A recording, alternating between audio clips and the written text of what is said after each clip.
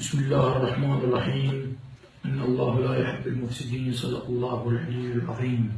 نستنكر العمل المشين الذي قام به بعض البرلمانيون في الجلسة المنعقدة بالأمس، إنها صورة لعدم كفاءتهم في قيادة أمور الدولة ومهزلة لا تنتهي، حينما هو الظاهر هم فقط يفكرون بأنفسهم ولا يمثلون الشعب العراقي.